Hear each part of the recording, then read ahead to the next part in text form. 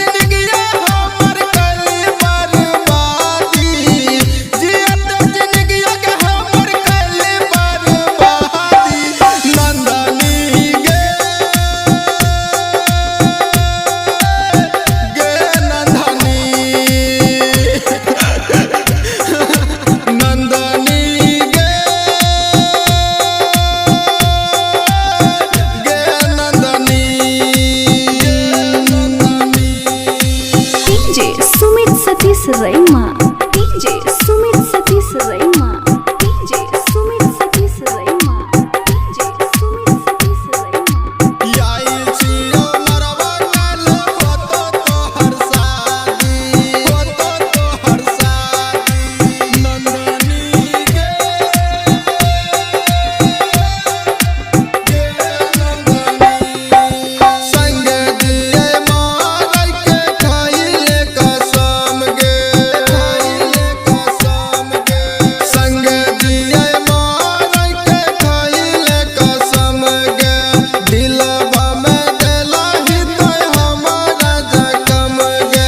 खोजला सोनत दोसर बलम गे खोजला सोनत दोसर बलम गे सोचबो नहीं कोना जीवो हम गे नंदनी गे नंदनी नंदनी गे Nandini DJ Sumit Satish रईमा DJ Sumit Satish रईमा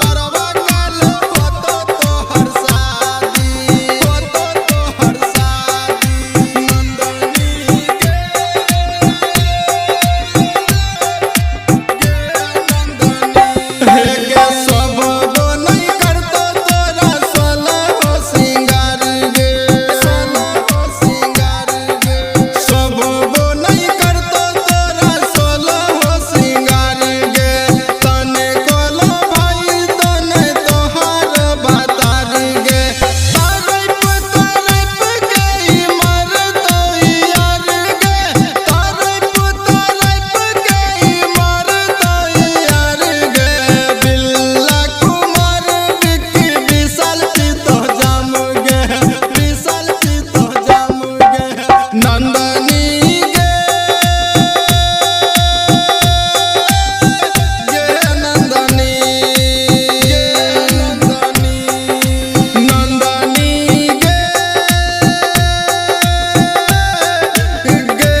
Nandini recording by Neeraj.